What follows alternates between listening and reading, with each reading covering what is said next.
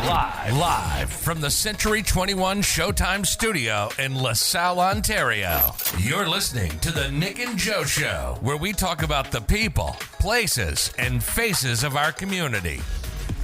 It's showtime. Welcome, everybody, to the Nick and Joe Show. My name is Nick Monteleone, one of the hosts of this amazing podcast show. Did you know Hawaii was originally called the Sandwich Islands, and Hawaii is the only U.S. state that grows coffee? Today's sponsor, CIBC, Sydney Omerodian and Anne-Marie Ciroli. For mortgage and investment advice, give Sydney or Anne-Marie a call at CIBC.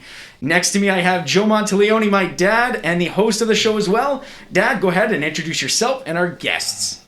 Welcome, everyone. Thank you for tuning in again to our show here.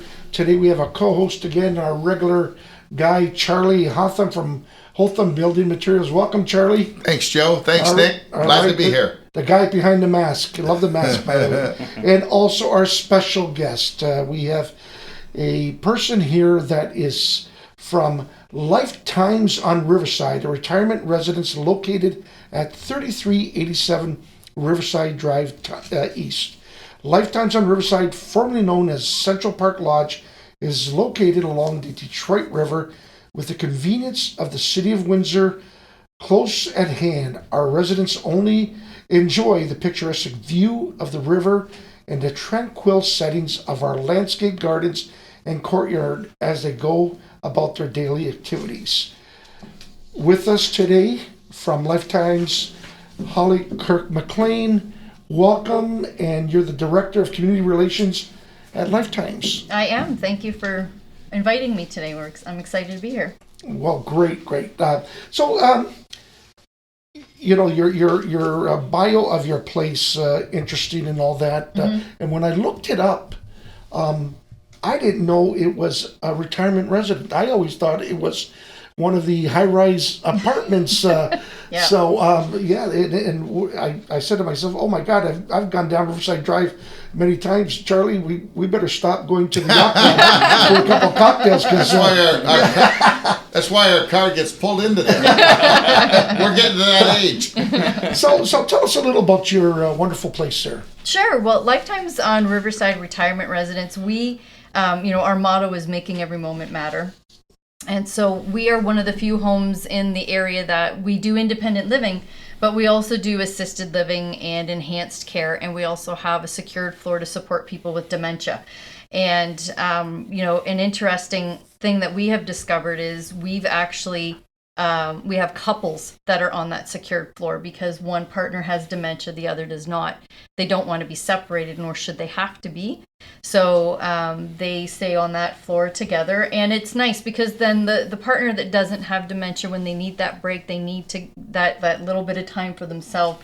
They have the peace of mind of knowing that they've got excellent care there. So we do get a lot of referrals from hospital, from the LIN, paramedics, doctors, because we're known for our high level of care, but not just our level of care, but the fact that we care, period. It is very much a team effort and an all hands on deck, whether it's the executive director, our PSWs, or someone in dietary, whatever needs to be done, we're there to do it, and we're there to back each other up. We don't expect anything from anyone else that we're not willing to put in ourselves.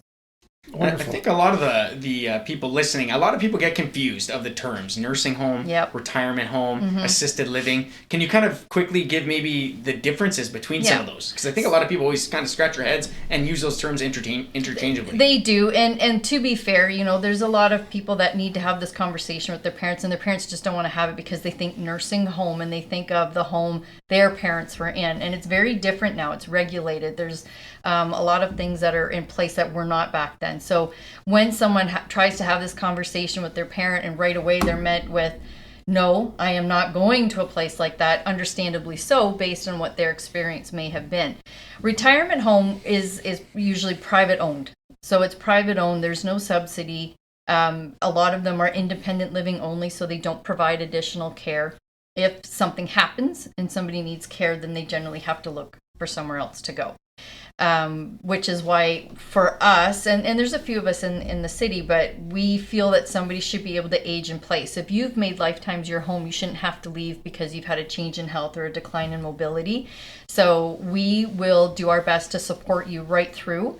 If it gets to where, no, we cannot do the care, it's beyond what we can do, then we help them transition to long-term care. Long-term care, there are government subsidies that are available for that. So I think that's one of the bigger differences. Long-term care is also where there is more that round-the-clock care. So in my building, we do have PSWs and nurses around the clock, but long-term care, you're going to have more staff based on people and care level that is required. Right. So, we've even done palliative care end of life. If someone has been our resident, that's our family. And as long as we're able to support and we bring in all the people that we need to make sure that we're doing everything we should for them, then we will do that as well for the families. Holly, I got to say, I kind of lived what you just kind of explained through my mother, where she went from her matrimonial home with my dad, who had passed earlier, and was rather healthy most of her elderly life, and got to a point where we found a assisted living residence for her. And I think the hardest part for us, but even harder for her, was when they came to us and said, hey guys, mom needs a little more care than what we are staffed and provided to give. How do you deal with that? I know that was difficult for myself and my siblings, and certainly a family unit. How do you gather yourself? How do you gather your thoughts to go into a situation where you got to pull the family together and explain to them that their loved one requires more care and they have to go to that next stage? And unfortunately, that next stage is that quote unquote nursing home atmosphere. Right. So generally in that case, we do have an incredible director of wellness and wonderful nurses. And again, the whole team is very hands-on. So it generally starts a conversation there. We have a meeting every single day where we go over, how is everybody doing? Are you seeing any changes in somebody? Even from like dietary, so-and-so didn't eat today. What did they eat this morning? What did they eat yesterday? We go through everything. Once we kind of have that data and we've done some investigative work, then we sit down with the family and we say, this is what we're seeing. And we try and you try and baby step it, right? We contact the LHIN, we get the consultations that we have to get. And I think because we're so thorough in what needs to be done, that if it gets to the point where we say to them, this is really what we are seeing, once they see everything we've done and that they've been involved all the way through, the conversation isn't any easier, but they feel a little more peace of mind knowing that we've done everything that we can do and that we've brought in all the appropriate parties and agencies to help us with that decision. And before we try and move anybody, I mean, we will work with the LHIN. If there's extra help we can bring in, we'll do that first. That's the first thing we'll do. So it's not once you're there, it's all us. We work with community partners. Right now, what's been really wonderful is we do have 2 dedicated LHIN support workers that come in because they normally would anyway, but they're dedicated to our building. So they're not going anywhere else. They're dedicated to Lifetimes. They take care of our people. They're not going into any other buildings. So the conversation isn't always necessarily easier, but it's one that, as long as they see you've done everything you can. And I think what makes the conversation a little bit easier is when they see that we care just as much for their parents as they do. That's a big piece of it. It's definitely a very compassionate facility. So I don't know if you know much about my history. I'm a recent paramedic. I was an advanced care paramedic with Essex Windsor EMS. So I'm very familiar with your facility and your staff. Great people, caring people. The facility's awesome. I still remember the one day, because you guys have the piano in the entrance there. And I still remember seeing a husband and wife. They were 90-something, and he was playing the piano, singing to his wife. And I said, that's such a great experience to see, and it was, luckily it was a very minor call. So, I mean, we were able to actually stop with the patient and enjoy a minute of the music. And, it was a beautiful atmosphere. And I said, that's something I wish people could see. Because you're right, it's not a nursing home. It's not, a place to be scared of. I just even had the same conversation with one of the girls here in the office. We were chatting about, how much money you need to save to get to that point. Because they're not cheap places. I mean, you got to have some money to be able to pay for the services. But it's almost like a club. You start to gain friends, and you got card games that happen. Yep. Some of them even have bars or whatever, depending. Happy hour is huge. Yeah, there you go, right? So it's actually not a bad place. Hey, Joe, there might be hope for us. There'll be a long waiting list. Holly, nursing homes seem to have a very long waiting list and hard to get into. Is your residence or residences around the city over populated as well, or a big waiting list? Well, unfortunately, everybody probably has availability right now, given the climate. So we do have availability. There is a group that meets once a month, and we're called We Serve Seniors. And what I love about this group is it's other retirement homes and long-term care and other senior service providers. So if somebody gets in touch with another property, and they know they can't provide the level of care that we can and we'd be a better fit, they will refer to us. And vice versa. If I have somebody who's really, their family's in the county and that's where they would prefer to be, and I know there's availability at one of those properties out there, then we work together in that regard. So there's definitely availability. Things are obviously very different right now. Things are very strange. It changes every day, how things even work with long-term care. For a number of years, it's been, you cannot go to long-term care from hospital. You have to go back to community first. So we work with the hospitals as part of their IHH program to help people come to us for short-term respite. They backfill in all the equipment and the people, and then they would transition to long-term care. That changed for a brief period of time, early pandemic, when they went, no, we're not putting them back in community. They're going to go right to long-term care. Now it seems they're trying to do it the other way. So we have to be very fluid in this, and we have to be very flexible in this. We do have a number of people that will come to us for respite, short-term stay as well, because they need that care before they go home. They don't have family here that can help them out. Some choose to stay. Some choose not to go home because they like having that peace of mind. But regardless of whether somebody's with us for 2 weeks or 2 years or longer, while they're there, they're family, and that's how they're treated. I'm sure, Holly, there is everybody is different, and I know from my mother's experience and things, moving from the family home into a retirement facility, it was difficult for her to come to grips with that as much as it had to happen. Mm-hmm. The question is, I'm sure everybody is different, but boy, it's a challenge to get everyone to say, get on side with that change. Mm-hmm. How difficult is it for your staff to work with the new resident mm-hmm. to get on board? Because, with the resistance that many offer, and my mother was one of them, offered a much resistance, as much as she liked her facility, and as beautiful the facility was, it wasn't home. Mm-hmm. How do you interact with your new residences to try and make them comfortable and allow them to have peace being at your place? A lot of that initially is going to fall on myself and my partner, Brittany, who's the other director of community relations. When somebody calls either for their loved one or themselves, we do a lot of digging. The first question, sales 101, a lot of people, the first question they want to ask is, what's your budget? And the first question we ask is, tell me about yourself. What do you like to do? Do you go out? Do you play cards? Do you have friends? Like, what do you like to do? What did you used to like to do?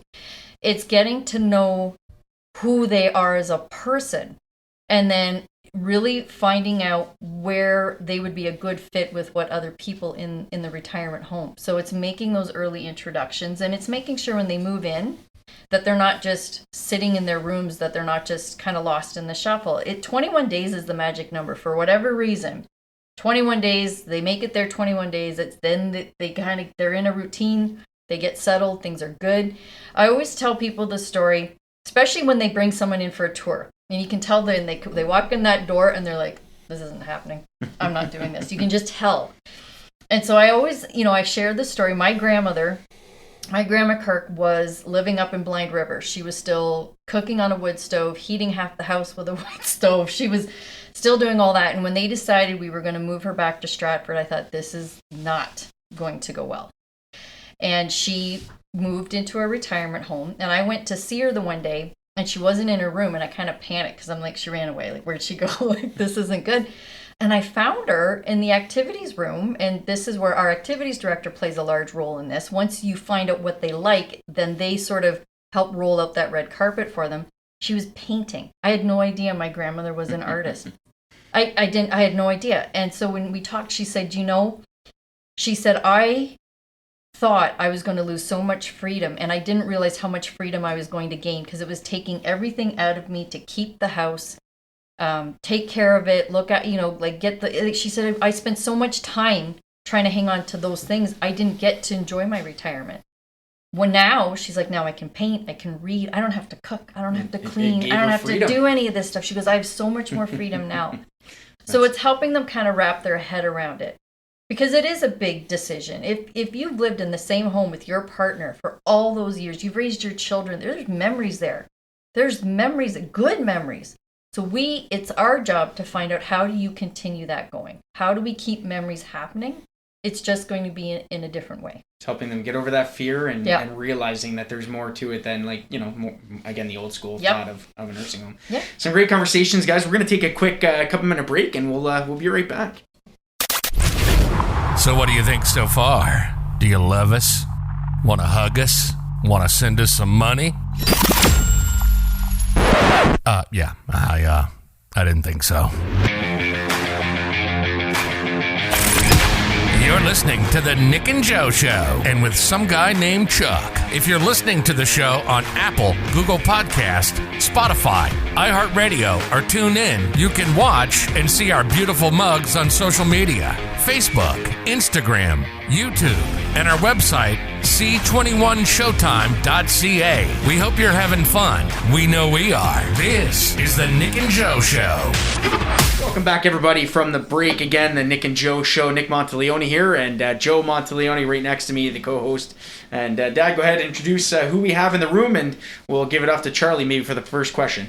Again, here we are with Holly Kirk McLean, from Director of Community Relations with Lifetimes on Riverside. Holly, we've had some great conversations, and Charlie, you can take it from here. Well, we got talking at the break, and certainly great casual conversation leads to informative information. Mm-hmm. And what led you to your role that you have today? Like you say, you've been in that position for a couple of years. Mm-hmm. What did you do pre that position, and what led you to take on this responsibility? Well, I haven't really followed any particular pattern. People laugh at me. I went to school for urban design, so I'm a city planner. I haven't planned a city yet. When I moved here because I fell in love, and he came, and I'm like, well, you're not going without me. And I think we're together still, like, this 26 years we'll be together. This year's crazy. So I actually started in commission sales at Sears in the home improvement section, because I worked for my uncle's lumberyard for years. That's what put me through school. Then from there, I did in-home daycare with my youngest son after I had him. And then an opportunity came to be the director of the House Youth Center in Amherstburg, which you and I had discussed earlier, United Way Partnerships. And then I took a chance on the area manager for heart and stroke. That position came up, and I got it. I've never applied for anything I'm actually qualified for, but it's all worked out. So I got that position. That was phenomenal. That was great, because you get to meet a lot of really great, interesting community partners and get some really good, solid relationships. And relationships in business in Windsor are very different than relationships in business in other areas. Like there's an actual camaraderie, sincerity in it. You're really looking out for each other's best interest. That's rare. So when changes came for heart and stroke, I took some time off. I didn't really rush into it. I had considered going into retirement maybe 6 months before we found out that there were going to be changes with the office. So when this came up, I thought, what's the worst that's going to happen if I apply and I don't get it? Then I don't get it. But it's funny. Every job I've ever had, it's like I walk in the front doors of the building and something just sits right. It just feels like I'm walking into my nan's house. There's something comfortable about it, and you just know this is it. And so I've had that with the last 3 positions, and Lifetimes is no different. When I walked in the front doors, I'm like, oh yeah, this is it. I just knew. You know, living it for so many years with my folks again, people like yourself, you learn to understand and gain a whole lot of respect for the caregivers in these communities. And I'm going to say communities because they truly are. They're a community of our parents or the elderly of our community. Yeah. And the love and the care that I experienced that the staff would give my mom is overwhelming. You can't teach that. Nope. You can't learn that. Nope. You have to have a gift. And I commend so many of you, you know, certainly in your facility, but the facilities across our whole region. You know, I certainly commend the love and the care that they have developed, because I'm not so sure I could be one of those individuals, because that's not my personality. But for the ones that have, they have found their calling. It's so difficult. And it's amazing that you found that calling. You definitely have to be a special person for sure, right? Yeah. You know, compassionate and caring. It's. I say you have to have a servant's heart, because you don't go into a job like this for the money. You don't. No. You have to have a servant's heart, because it's bigger than you. It's beyond you. You have to be really mindful of other people. You have to learn how to communicate differently, especially when you are working with people who have dementia. When you have somebody who is so frustrated sitting in front of you because they know what they want to say and they can't get it out, you know, and sometimes it's just reassuring them that I see you and I hear you and I know you're in there.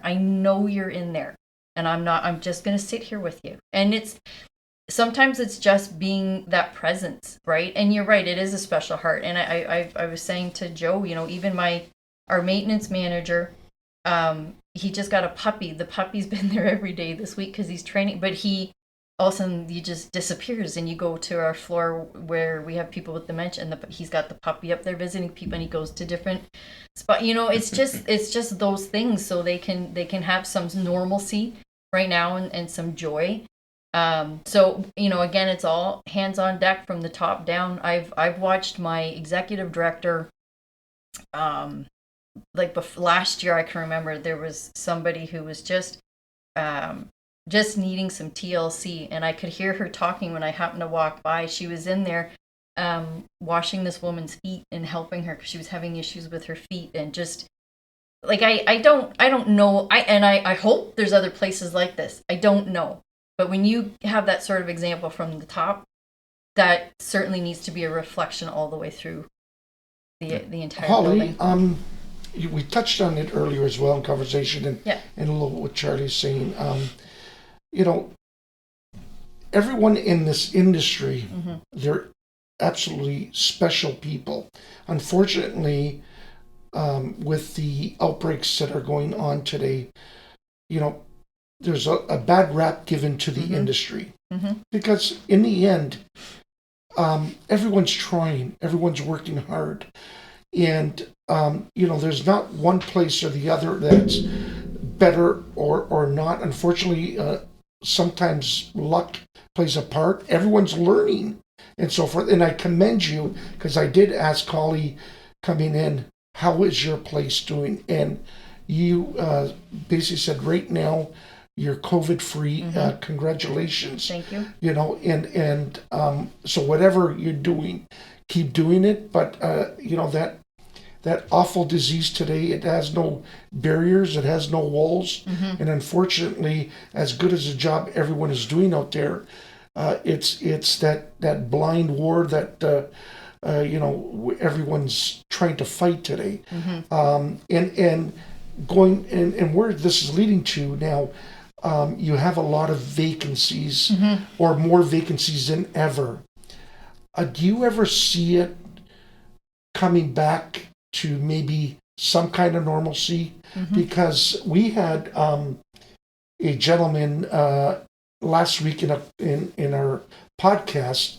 They're now starting to come up with these tiny homes, and that's becoming so popular now. But more so, people are thinking of bringing their parents, on the same lot of theirs. I'm wondering if you can see your industry changing in the future, because of COVID has really changed the world in so many ways. Well, I think there will be. There's definitely going to be a rebound, because retirement's always going to play a role somewhere, because not everybody is able to stay in their home long term. They just can't. It's not healthy for them. It's not well for them. I'll tell you, after the first wave went through Windsor, Essex, I had more phone calls in the summer because people did not do well at home on their own, quarantining and isolating, and they were looking for a place where they knew they wouldn't be alone. You may not be able to hang out in a group of 20 in the dining room, but they knew there would be check-ins and people coming in to see them. And so I think it's going to be a different kind of normal, but I do see retirement coming back, because we do play a very valid role. That we have so many residents that their families are in the States. So that's not even an option. And then you bring mom and dad home, and then all of a sudden mom or dad has a stroke, and now there is all that additional care, and now you're going to be paying for care on top of, now you know what I mean? Like there's just so much to it. And I know people are very gallant, and they say, I'm just going to take my parent home, and God bless you if you can. And I would never tell somebody not to. If you can do it, well, I'm not going to tell you not to. But that is a lot. And at some point, when that relationship shifts, that can be very difficult. And the beautiful thing with retirement is, when you know that your parent is properly supported and cared for, that you can actually just be their son or daughter again. You don't have to be the caregiver. You care, but you don't have to be the one doing the hands-on care. It really does ease a burden. And no one ever wants to say their parents a burden. Parents are not a burden, but when it's beyond your capability, when it's beyond what you know to do, you have to look at a reality. I like how you put it in perspective like that. You stop becoming their caregiver and become their kid again. It kind of clarifies it perfectly, really. Yeah. That's, it is a, you're right. It's not a burden, but it's a burden on you, to try and make sure everything is. You have other responsibilities. I've seen people get very burnt out. I've sat at a table and just for the first 10 minutes of an interview, just let somebody cry because they're so tired. Yeah, they can't do it. And they just need to. So let them have their moment, give them that moment, and then help them out. Holly, I got to ask you, and I'm going to change speeds a little bit here. You've indicated that because of COVID, that there are vacancies, and I'm sure those vacancies are across the board on other locations and other facilities such as yourself. How competitive has it come for your corporation to compete with the private sector spending these huge dollars on these grandiose facilities with new everything and the beautiful dining rooms and the recreation rooms and the theater things and gathering places? How competitive is it truly when you have potential clients coming to visit your location that have looked at other facilities? Where's the balance? How do they find the balance between facility and the beautification of a facility versus care? How do they find that? Really, it's a matter of what lifestyle they want. I have a checklist I go through with people. Actually, I give it to them before a tour. I'm like, sit down with your parent, ask them these questions, find out. I want to know what their bucket list is. If there's still stuff on their bucket list, retirement doesn't mean you don't get to finish those things. Like, how do we make this all happen? So for us, what I find is, for me, I'm a long-term thinker. If I'm going to look at retirement, I want to find a place where I know that I can go, I can be happy, I can have good relationships, and I don't have to leave. Some people depending on their lifestyle, depending on their budget, they want that resort living for as long as they can have it. And then if something happens and they can't stay there because they don't offer the care, then they will go somewhere where there is care offered and they got to have that. So it just depends on lifestyle. It's not even so much you're comparing apples to apples, because everybody offers something so very different from one another. I would say in this area, it's for the most part friendly competition, because we do call each other and how are you guys doing? And, when we see there's an outbreak, you're sending a text, you're sending an email, you're calling, you're sending them food, you're doing whatever. We're all in the same boat right now. So it's, you have to still maintain those positive relationships. Not everybody is going to want to live at Lifetime, but not everybody's going to want to live in the person beside me either. So we try and help each other find that fit. Sales 101, if you and I are not establishing a rapport, if I see clearly this is not going to work, then it's in my best interest and yours to act with integrity and help connect you to the right place. And so we get referrals all the time from competitors, and we certainly refer out when we realize that maybe there's a better fit somewhere for them, depending on the lifestyle they want. Very good. Very good. That's awesome. Holly, and I'm going to say a lot of the European families, of course, they always had the belief that, you take care of your parents until the end and keep them in the home and all that. And that's a different era. And the reason why they've always thought that, a lot of the older Europeans who've worked hard and built up some security, their reasoning is, well, I'm not going to give it to the retirement home now. I want to leave it to my children and so forth. And today we find out that that's really not true. You're not going to give away all your fortunes to these residences and all that. It's not as bad as people think it is. And then you take a look at our era today, and we're boomers, and I tell my kids, hey, listen, if I become a burden, I'm okay. Put me in that place. Just don't put me next to Charlie's room. This is being recorded. Yes. Thank you. We'll be putting video cameras out. Yeah. But it's just a different thought and all that. But again, it all comes down to the fear of people thinking that they're selling their homes and they're giving these residences all their money. Do you still find that when you're meeting with people that in the end they think that they're giving you their fortune? Yeah, yes. I mean, and that's always going to be the thing. Like, listen, I'm a penny pincher. I want to know where my money's going. Again, it's really looking at their budget and helping them be wise. So, anybody who is worth their weight in retirement, if someone comes to you, it's not necessarily how much of my money can I get out of you right now. It's what's going to be the right fit for you. And then how do we make sure there's a reserve so that if you need care down the road, you have those dollars there for that care. It's thinking long term, not what do I get out of it right now. It's thinking long term. So, that's always going to be a battle for some people because they've worked hard for that. Interestingly, sometimes the battle isn't with the person moving in. The battle is with the people who want the money and they don't want it spent right now. I'm sure you see the true colors of people in certain situations. I've made a few discoveries. My tongue can bleed on this side, and so really, it's helping them just to make the best decision for them. And then you get the flip side. I've got a gentleman just moved his mom in, and honestly, every time she asks him something, he just says, "Mom, it's your money. Like, is this what you want to do? Then this is what we do." So there's a balance, but I think dollars are always going to be the issue. You just have to be wise in how you are helping them understand that budget. And I was saying to you, Joe, I always ask them, do you have a financial advisor? Not necessarily a banker. Do you have a financial advisor? Somebody who can help you, especially with real estate.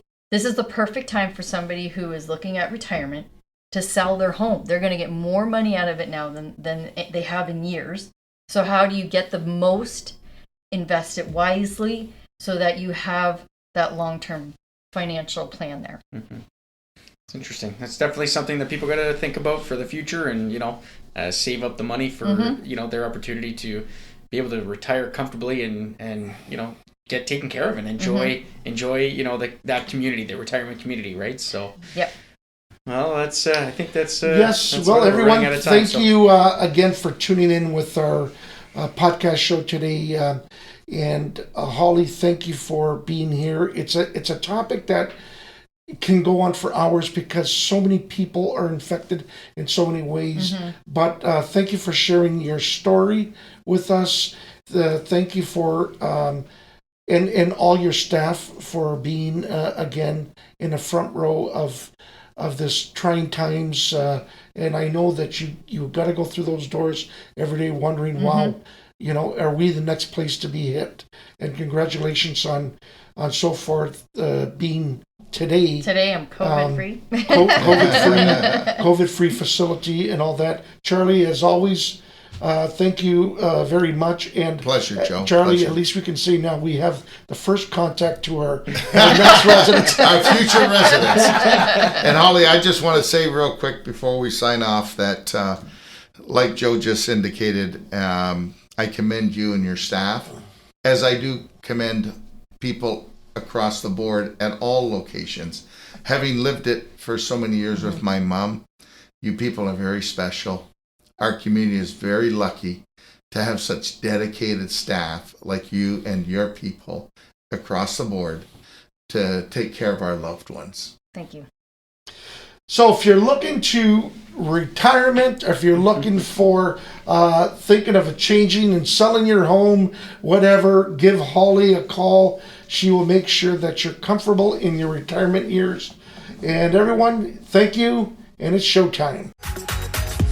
Thank you for listening to the Nick and Joe Show. If you'd like to be a guest on our show, email us at joe@c21showtime.ca.